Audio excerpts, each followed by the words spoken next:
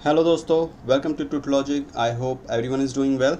तो आज का जो वीडियो है हमारा वो है अबाउट गूगल स्प्रेडशीट्स एपीआई के बारे में, जो कि काफ़ी लोगों ने मुझे रिक्वेस्ट किया कि किस तरह से हम जो पाइथन यूज़ कर रहे हैं, जिसका यूज़ करके हम एनएससी की वेबसाइट से डेटा को फैच कर रहे हैं, उसी डेटा फ्रेम को कैसे हम गूगल शीट्स के अंदर सेव करा पाएँ। तो आज के इस वीडियो में हम साथ में ये भी देखेंगे कि किस तरह से हम गूगल जो स्प्रेडशीट देता है उसकी एपीआई को कैसे इनेबल करें, कैसे सेटअप करें कि हम उसको यूज़ कर सकें अपने पाइथन एनवायरनमेंट में। और साथ ही हम पाइथन का एक नया इन्वायरमेंट भी क्रिएट करेंगे यूजिंग कोंडा इन्वायरमेंट। तो अगर आपने अभी तक नहीं देखा है किस तरह से हम कोंडा इंस्टॉल करते हैं पाइथन में, एनाकोंडा पाइथन का, तो आप मेरे जो वीडियो है पाइथन इंस्टॉलेशन का वो देख सकते हैं, वहाँ पर आपको डिटेल्स मिल जाएंगी। तो आइए शुरू करते हैं। सबसे पहले हमें गूगल का एक अकाउंट चाहिए होगा जिसका यूज़ करके हम गूगल स्प्रेडशीट्स को यूज़ करेंगे और उसी में अपनी एपीआई वगैरह सारे इनेबल कराएंगे। गूगल स्प्रेडशीट को ओपन कर लेते हैं। docs.google.com spreadsheet create. Sign in करने के लिए बोल रहा है तो हमें पहले साइन इन करना होगा। मैं अपने एक जो मैं बेसिकली ट्यूटोरियल्स के लिए यूज़ करता हूँ ईमेल आईडी, उसी का यूज़ कर लेता हूँ और पासवर्ड डालते हैं इसमें। ठीक है, तो ये हमारा स्प्रेडशीट ओपन हो गया। इसमें बाय डिफ़ॉल्ट इसने क्रिएट पे कर दिया, तो हमें भी क्रिएट नहीं करना।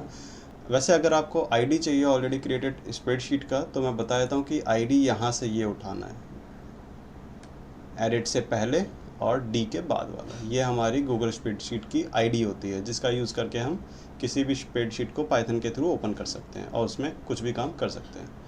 ठीक है, तो हम बैक पे चले जाते हैं। यहाँ से हम न्यू क्रिएट कर सकते हैं अगर आपको ब्लैंक करना है तो। आगे बढ़ते हैं। ठीक है, तो गेटिंग स्टार्टेड पे चलते हैं, इस वाले पे क्विक स्टार्ट पे, और पाइथन पे क्लिक कर लेते हैं क्योंकि हमें पाइथन में करना है। रिक्वायरमेंट है हमें पाइथन 3.10.7।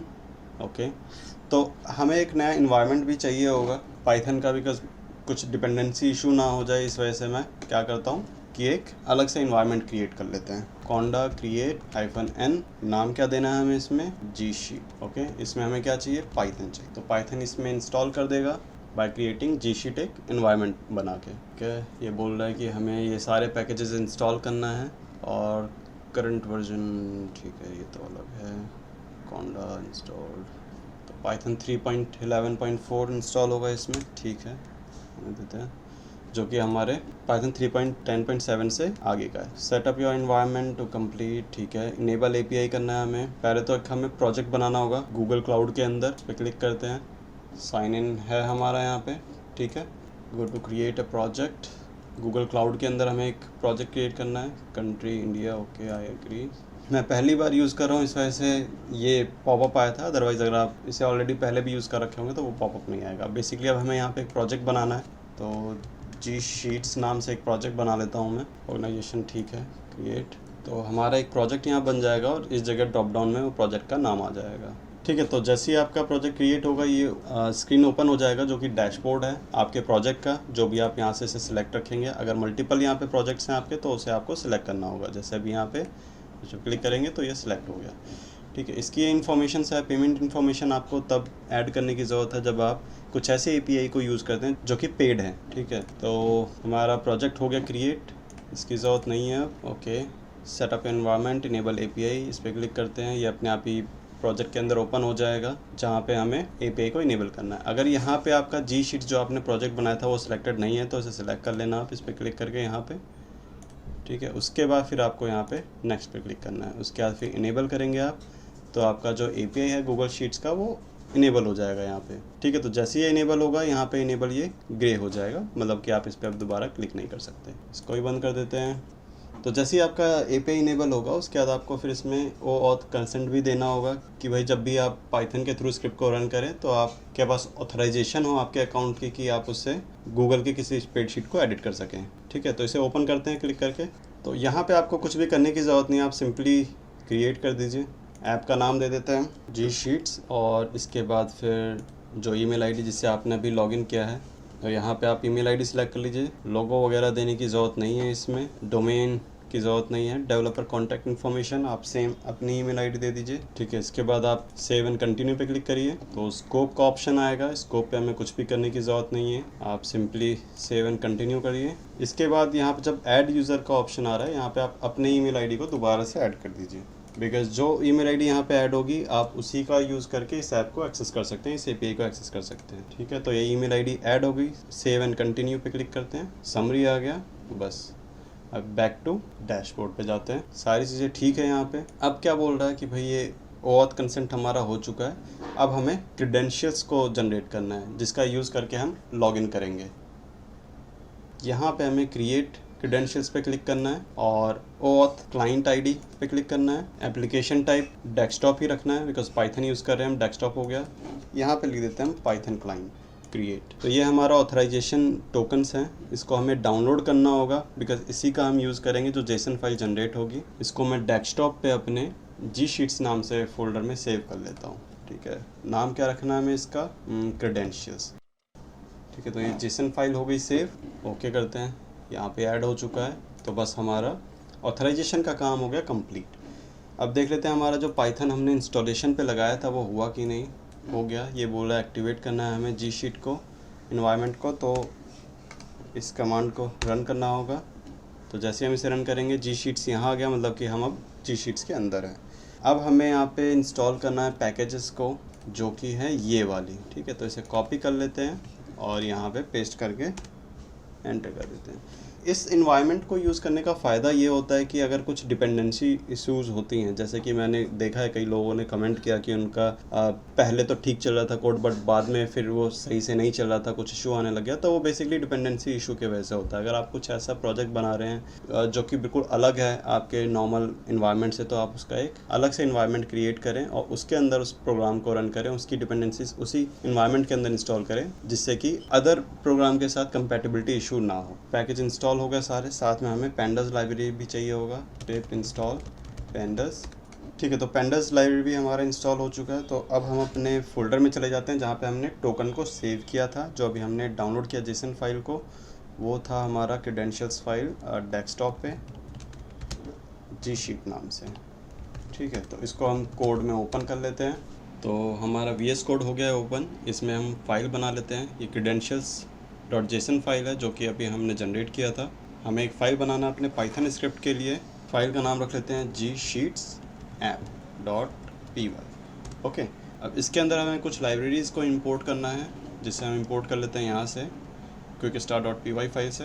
यहाँ पे हमने अपना जो पैकेज था उसे इंस्टॉल किया था, उसी के जस्ट नीचे है ये फाइल।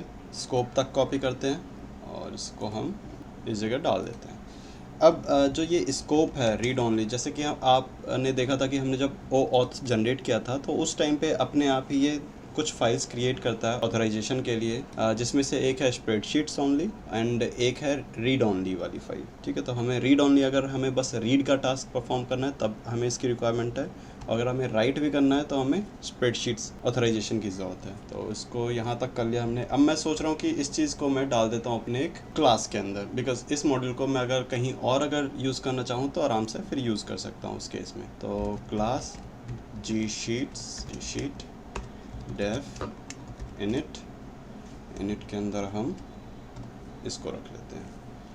ठीक है, सेल्फ ओके, इसकी ज़रूरत नहीं है, एंटर।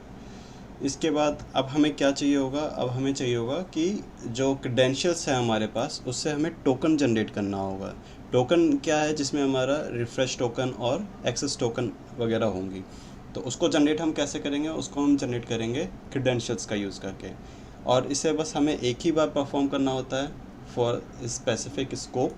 तो हम चेक कर लेते हैं कि अगर इन केस हमारे पास जो हमारा वर्किंग डायरेक्टरी है वहाँ token.json नाम से कोई फाइल है तो हम उसी को यूज़ करेंगे, अदरवाइज़ हम उसे जनरेट करेंगे यूजिंग OAuth। ठीक है, तो os.path.exist token.json, अगर ये है तो self.creds ले लेते हैं क्रेडेंशियल्स के लिए, credentials.from authorization user file token.json, और हमारा जो स्कोप है वो। ठीक है, अदरवाइज़ अगर मान लीजिए कि ये जो हमारा टोकन है वो एक्सपायर हो गया या कुछ इशू है या हमारे पास token.json फाइल है ही नहीं, तो इन दैट केस हम क्या करेंगे, चेक कर लेते हैं इफ़ नॉट self.credentials और not self.credentials.valid।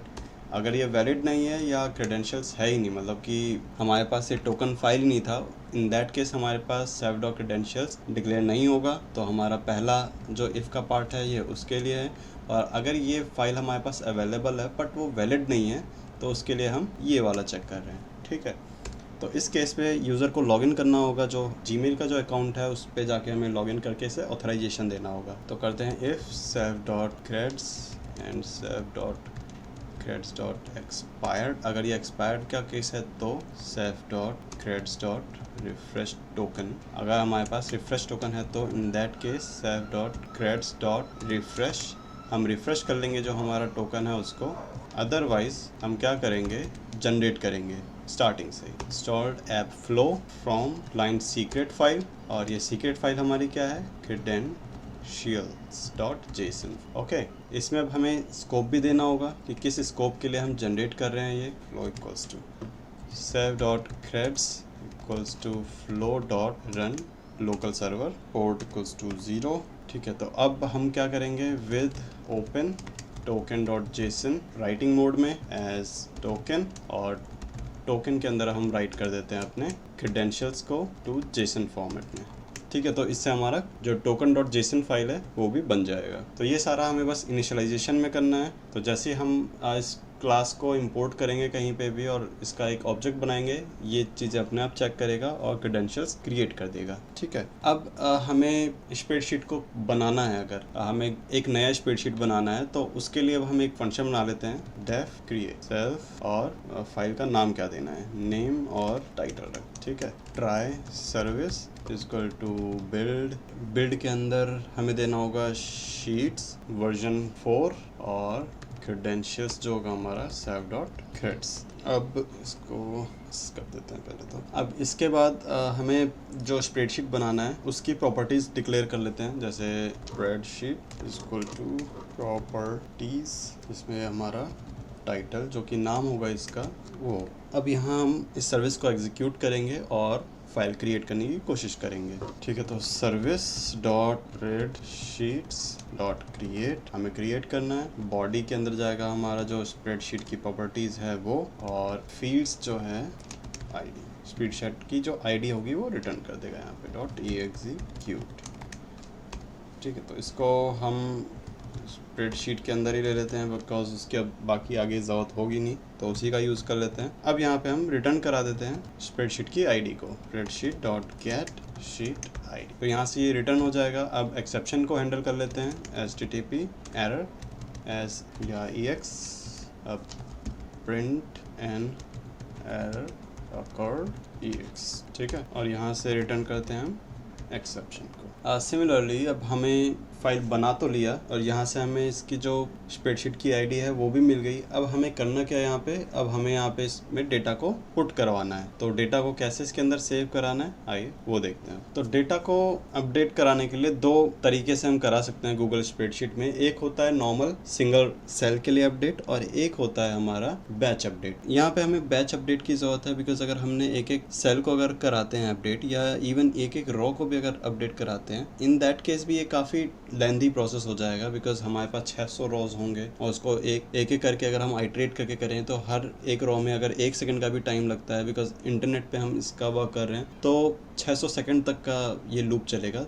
इसीलिए हम क्या करेंगे, बस बैच अपडेट करेंगे। तो बैच अपडेट के लिए एक फंक्शन बना लेते हैं, डेफ बैच अपडेट वैल्यूज़ और सेल्फ स्प्रेडशीट आईडी दे देते हैं यहाँ पे और रेंज दे देते हैं value input option. Value input option दो तरह के होते हैं, एक रॉ जो हम एंटर कर रहे हैं उसको एज ए स्ट्रिंग मानेगा और एक होता है यूज़र एंटर। जैसे हम नॉर्मली एक्सेल में या किसी स्प्रेडशीट में एंटर करते हैं तो उसे वो अपने आप ही देखेगा कि ये क्या है, या स्ट्रिंग है या नंबर है या डेट है, उसे इंटरप्रेट करेगा वो यूज़र एंटर डेटा में। एक यहाँ पे आएगा हमारा वैल्यूज़, ठीक है। ट्राई एक्सेप्ट के अंदर एज एक्स पास या प्रिंट ही करा देते हैं और यहाँ पे हम करते हैं service equal to build sheets v4 के अंदर क्रेडेंशियल्स देना है हमें सेव डॉट क्रेड्स। अब हमें बॉडी बनाना होगा जो कि हमें जो सर्विस रिक्वेस्ट है उसे पास करना होगा। तो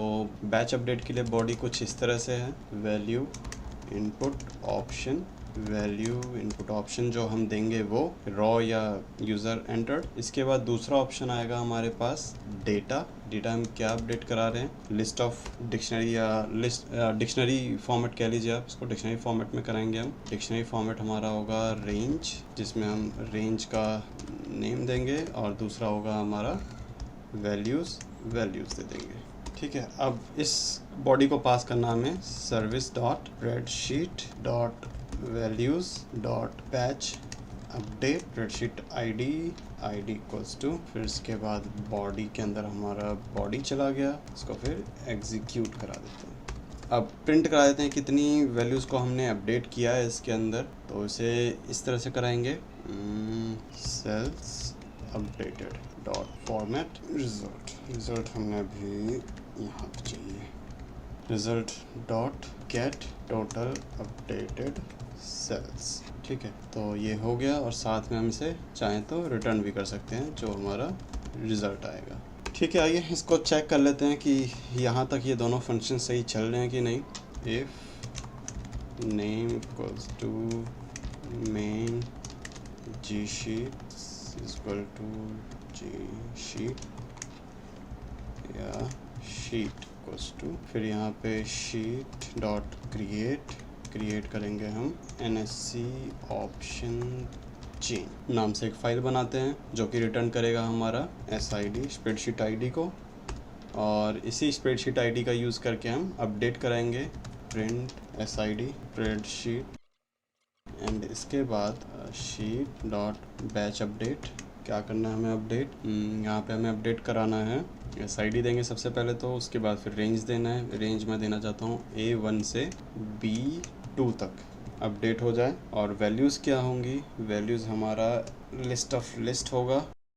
ठीक है, तो ये अपडेट कराना चाहता हूँ मैं, तो इसको भी प्रिंट कर देता हूँ, यहाँ से क्या रिज़ल्ट के अंदर आता है, और चला के देखते हैं। हमारा जैसे कि आप देख सकते हैं कि कोड में मैंने जो टर्मिनल से ओपन किया था, तो अपने आप यहाँ पे इसने जी शीट्स ले लिया है। अगर यहाँ पे इन्वायरमेंट को नहीं एक्सेप्ट कर रहा है तो आप इस तरह से क्लिक करके भी देख सकते हैं कि जैसे एक बेस है, एक जी लैब है मेरे पास, एक जी शीट नाम से। तो आपको जैसे हमने अभी जी शीट्स इन्वायरमेंट क्रिएट करा था, तो इसी पे क्लिक करके इसी का यूज़ करना है। अब इसके बाद से रन करते हैं और देखते हैं क्या आउटपुट आता है। इसने एरर दिया, G sheet has no attribute threads. Okay, threads, तो इसको यहाँ से उठाते हैं और इसकी जगह पे यहाँ पे नन डाल देते हैं।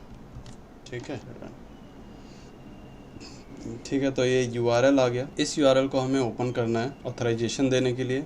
वैसे तो बाय डिफ़ॉल्ट ही आपका जो ब्राउज़र होगा डिफ़ॉल्ट उसमें ओपन कर देगा, पर मैंने डिसेबल कर रखा है डिफ़ॉल्ट ब्राउज़र के लिए, तो इसलिए मैं इसे URL को कॉपी करता हूँ और ब्राउज़र पे जाके यहाँ से इसे ऑथराइजेशन देते हैं। ये आ गया, ठीक है, इससे करना है। अगर पासवर्ड मांगते हैं तो पासवर्ड डालिए। बैक टू सेफ्टी नहीं, हम डेवलपर हैं तो कंटिन्यू कर सकते हैं इसमें। ठीक है, इसे भी कंटिन्यू करना है, और ये बोल दिया the authentication flow has completed, you may close this window. तो इसने क्या करा होगा, इसने हमारे पास एक फाइल क्रिएट किया होगा token.json फाइल, बिकॉज ये अभी तक हमारे पास नहीं थी। ये हमारी फाइल जनरेट हो गई, हमारे पास बस यही 2 फाइल थी, ये अभी जनरेट हुई है, और यहाँ इसने ये एरर दे दिया। ओके, मतलब स्प्रेडशीट हमारी क्रिएट हुई है। तो स्प्रेडशीट देखते हैं कहाँ है, NSC ऑप्शन चेन। मैं इसको फिर से डिलीट कर देता हूँ, रिमूव टू पिन, और आगे देखते हैं कि ये इशू क्या है। Missing 1 optional. ओके, हमने यहाँ पे एक पैरामीटर नहीं दिया इसको, जो कि है क्या, वैल्यू इनपुट ऑप्शन। तो ऑप्शन क्या था हमारा, यूज़र एंटर्ड या रॉ,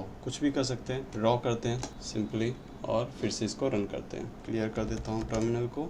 तो token.json फाइल हमारे पास है, इसलिए इसने मांगा नहीं, और ये इसने नई फाइल क्रिएट किया और बोल रहा है कि 4 सेल्स अपडेटेड, बिकॉज हमने 4 अलग अलग वैल्यूज़ दी हैं अपडेट करने के लिए, ABCD, और ये रिजल्ट में इसने रिटर्न किया है। स्प्रेडशीट आईडी ये है, टोटल अपडेटेड रॉज ये है, total updated columns 2, total sale updated 4, total updated sheet 1, response spreadsheet ID वगैरह वगैरह, जो भी चीज़ें हैं सारी डिटेल्स यहाँ पे रिजल्ट के अंदर मिलेगी। तो हमें इसे प्रिंट करने की ज़रूरत नहीं है। यहाँ पे देख लेते हैं शीट हमारी एडिट हुई और उसमें क्या डेटा आ गया, ABCD। ठीक है, तो चलते हैं और आगे बढ़ते हैं इस मॉड्यूल का यूज़ करने। तो मैं एक काम करता हूँ, फ़िलहाल के लिए इसी में एक और क्लास बना लेता हूँ NSC में से डेटा फैच करने के लिए, और उसी का जो हमारा डेटा फ्रेम होगा उसको क्या करेंगे, हम इस शीट के अंदर सेव करने की कोशिश करेंगे। ठीक है, इंपोर्ट कर लेते हैं यहाँ पे pandas as PD, import request और क्लास NSC और def init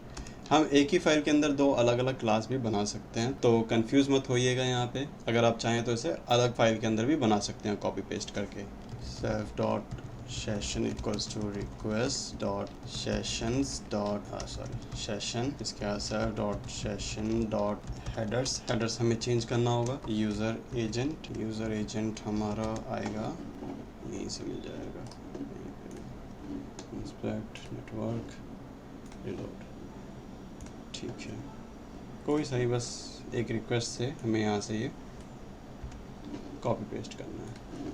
आप इसे चाहें तो पिछले प्रोग्राम से भी कॉपी पेस्ट कर सकते हैं, मैंने ब्राउज़र से कर लिया है, ठीक है। अब self dot session dot gate, because हमें कुकीज़ चाहिए होगी NSC की वेबसाइट की, तो इसीलिए हम एक डमी रिक्वेस्ट भेज रहे हैं nscindia.com पे ऑप्शन चेन डेटा के लिए, ठीक है। डेफ, यहाँ पे हमें get option chain self dot symbol हमें देना होगा कि किसके लिए चाहिए हमें, by default Nifty. Response self dot session dot get, और यहाँ पे https www.nse, मैं URL भूल गया हूँ, कॉपी पेस्ट कर लेंगे कहीं से इसको, nscindia.com ऑप्शन चेन में राइट क्लिक करके इंस्पेक्ट पे जाते हैं, नेटवर्क पे जाते हैं, इसको डिलीट करते हैं और यहाँ से इसे रिफ्रेश कर लेते हैं, तो हमें ये वाला URL चाहिए, कॉपी दिस लिंक, ओके। तो यहाँ पे आ गया हमारा ये, इसके बाद डॉट फॉर्मेट सिंबल, ठीक है। तो यह आ गया if resource dot status code equal to 200 है तभी हम आगे बढ़ेंगे, अदरवाइज एल्स के अंदर हम बोल देते हैं। तो इसके अंदर अब हम डेटा के अंदर जो रिस्पॉन्स आया उसका जेसन फॉर्मेट डेटा रख लेते हैं और चेक कर लेते हैं कि इसके अंदर रिकॉर्ड्स नाम से की है या नहीं। अगर है तभी हमारा ये यूजेबल डेटा है, अदरवाइज़ नहीं। तो एल्स के अंदर जाके हम यहाँ पे, और इसके अंदर हम यहाँ पे क्या करेंगे, रिटर्न कर देंगे pd dot JSON normalize data के अंदर रिकॉर्ड्स, इसके अंदर डेटा, ठीक है। तो ये आ गया, इसको भी एक बार चेक कर लेते हैं। पहले तो मैं इन तीनों को ही कमेंट कर देता हूँ, और NSC नाम से एक बना लिया हमने ऑब्जेक्ट, और NSC.get ऑप्शन चेन डेटा, इसको हम प्रिंट करके देख लेते हैं, ठीक है। ये आ गया हमारे पास डेटा। जैसे कि आप डेटा में देख रहे हैं कि एक इशू भी है इसमें कि जो NaN है ये एक तरह से नल वैल्यू है, और ये गूगल की जो API है वो सपोर्ट नहीं करता इस टाइप ऑफ डेटा को, तो हमें इसको ड्रॉप करना होगा। तो हम उन सारे रॉज को भी डिलीट कर देंगे इसमें से जिसमें NaN आ रहा हो। तो जैसा कि आप देख सकते हैं अभी 620 रॉ हैं, मतलब 0 से अगर देखा जाए तो 621 रॉज हैं इसके अंदर। तो इसमें से कुछ मेरे ख्याल से 400 रॉज ही ऐसे होंगे जिसके अंदर NaN का डेटा नहीं होगा, ठीक है। तो ये हम DF के अंदर ले लेते हैं यहाँ से, और DF के अंदर लेने के बाद या यहीं पे मैं क्या करता हूँ, ड्रॉप कर देता हूँ इसमें Na को, और रीसेट इंडेक्स करते हैं, जिसमें से अगर ओल्ड जो इंडेक्स है उसको हम हटा देते हैं, हमारा न्यू इंडेक्स होगा। तो सिर्फ अब हमारे पास 400 के करीबी रॉज होंगे। तो प्रिंट करके देख लेते हैं कितने हैं, 483, जिसमें अब एक भी हमारा NaN डेटा नहीं होगा। तो इस डेटा को अब हमें अपने G शीट्स के अंदर डालना है, और सबसे पहले तो हमें क्रिएट करना होगा, उसके बाद हमें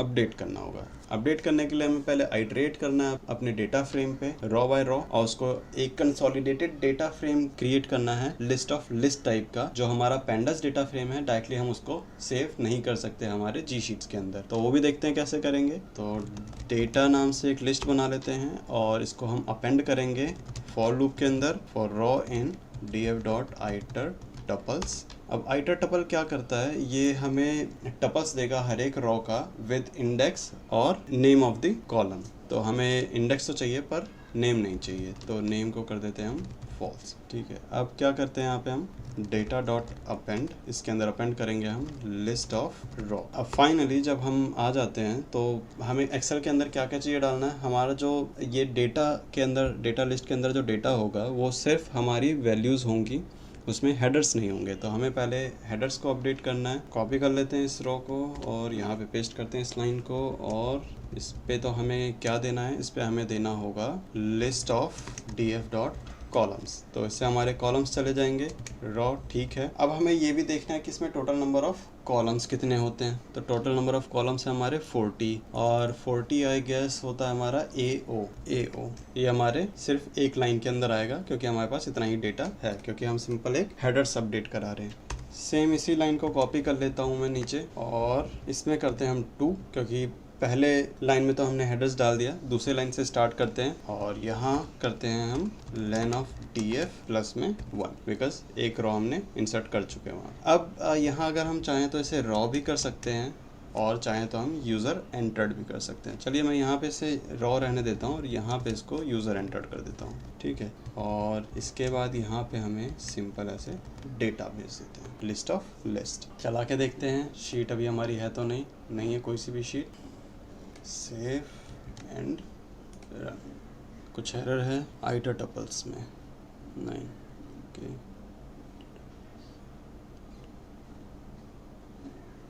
cannot be a keyword false, okay okay okay okay okay, ये नन होगा, सॉरी।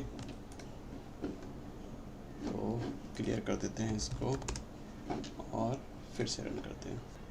40 sales updated. 40 सेल्स, सबसे पहला जो 40 सेल्स अपडेटेड आया वो हमारा इस लाइन का आया है, जिसमें हमने 40 जो हमारे हेडर्स थे उनको अपडेट किया और बाकी 19844 सेल्स जो हैं वो इस वाली लाइन से है। देखते हैं क्या डेटा आता है। और 2 बार बन चुका है। अच्छा, हमारा लेटेस्ट यही होगा, इसे देखते हैं कि एक इशू है इसमें अभी। तो वैसे तो 483 जो डेटा पॉइंट है हमारा वो आ चुका है यहाँ पे, इसका कोई इशू नहीं है। 483 नहीं है, ये 484 है, बिकॉज इंडेक्स हमारा 0 से स्टार्ट हो रहा है। अब लास्ट में जो कॉलम है हमारा, इसके अंदर डेटा नहीं आया बिकॉज हमारे पास जो एक इंडेक्स वाला जो कॉलम था उसमें हमारा कोई हेडर नहीं, तो ये हेडर हमारा स्टार्ट होना चाहिए था B से। तो इसको चेंज कर लेते हैं और इसको डिलीट कर लेते हैं। इन दोनों को हम करते हैं डिलीट, रिमूव एंड रिमूव, और इसको कर देते हैं चेंज क्या करना है, इसको B से करना है, B1। फिर से रन करते हैं और देखते हैं यहाँ शीट क्रिएट हो जानी चाहिए। हो गई शीट क्रिएट। चलते हैं इसके अंदर, ये आ गया कि NSC का डेटा भी आ गया। तो ठीक है, ये आपका डेटा पूरा आ गया इसके अंदर। लास्ट में कॉलम भी देख लेते हैं, AO तक ही है और ये सारी चीज़ें यहाँ आ गई हैं। ठीक है, ये नीचे तक डेटा है। इस इंडेक्स को मैंने इसलिए रखा है कि इनकेस मान लीजिए अगर आपको चेक करना है कि कौन से इंडेक्स पे कौन सा है तो इसके लिए है, अदरवाइज आप इसे सिंपली चाहें तो डिलीट भी कर सकते हैं। और अगर आप चाहें तो जो आपका यहाँ पे आइटरेट टपल कर रहे हैं, यहाँ पे हम इस तरह से भी इंडेक्स इक्वल टू फॉल्स कर सकते हैं। अगर हम इंडेक्स इक्वल टू फॉल्स कर रहे हैं तो यहाँ पे हमारा ये A1 से स्टार्ट होगा और ये भी हमारा A2 से स्टार्ट होगा। तो O जो है हमारा, O फिर एक घट के कम हो जाएगा O से पहले वाला। बट अगर हम इसको एक्स्ट्रा भी रख रहे हैं तो भी कोई दिक्कत नहीं है। बट जो हमारा ये रेंज है, हमारा डेटा इसी के अंदर होना चाहिए, इसे बाहर नहीं होना चाहिए। तो हमने यहाँ से क्या करा है, इंडेक्स को भी हटा दिया। अब देखते हैं एक बार इसको रन करके। पहले इस फाइल को डिलीट कर देता हूँ मैं, रिमूव, इसको हम रन कर देते हैं। 40 सेल्स अपडेटेड और यहाँ पे नंबर ऑफ सेल्स भी कम हुआ अपडेट। ठीक है, कॉलम एक कम आया हमारा जो इंडेक्स वाला था। तो ये इस तरह से आप कर सकते हैं। आई होप आपको ये वीडियो अच्छा लगा हो, तो आगे दीजिए मुझे। आज के वीडियो में बस इतना ही। Have a great day.